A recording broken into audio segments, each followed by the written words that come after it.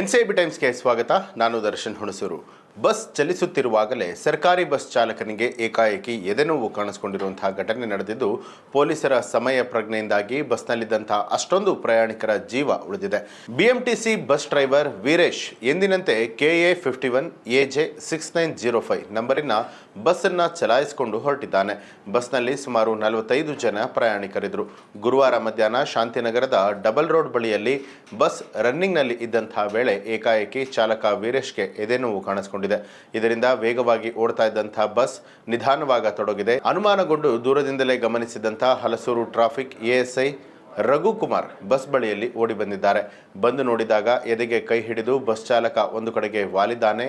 Heart attack ಆಗುವುದನ್ನು confirm ಮಾಡಿದಂತಹ traffic ASI ತಕ್ಷಣ ಹ್ಯಾಂಡ್ ಬ್ರೇಕ್ ಅನ್ನು ಹಾಕಿ ಚಾಲಕನನ್ನ ಕೆಳಗೆ ಇಳಿಸಿ ಆಂಬ್ಯುಲೆನ್ಸ್ಗೂ ಕೂಡ ಕಾಯದೆ ಅಶೋಕನಗರ ಟ್ರಾಫಿಕ್ ಸಿಬ್ಬಂದಿ ಪ್ರಸನ್ನ ಕುಮಾರ್ ಸಹಾಯದಿಂದಾಗಿ ಬಸ್ ಚಾಲಕನನ್ನ ಸ್ಥಳೀಯ ಆಸ್ಪತ್ರೆಗೆ ಸೇರಿಸಲಾಗಿದೆ. ಅದೃಷ್ಟವಶಾತ್ ಸಮಯಕ್ಕೆ ಸರಿಯಾಗಿ ಆಸ್ಪತ್ರೆಗೆ ದಾಖಲು ಮಾಡಿದ್ದರಿಂದ ಚಾಲಕ ವೀರೇಶ್ ಪ್ರಾಣಾಪಾಯದಿಂದ ಪಾರಾಗಿದ್ದಾರೆ. ಜೊತೆಗೆ ಪೊಲೀಸರ ಸಮಯ ಪ್ರಜ್ಞೆ 45 ಜನರ ಪ್ರಾಣವನ್ನು ಉಳಿಸಿದೆ.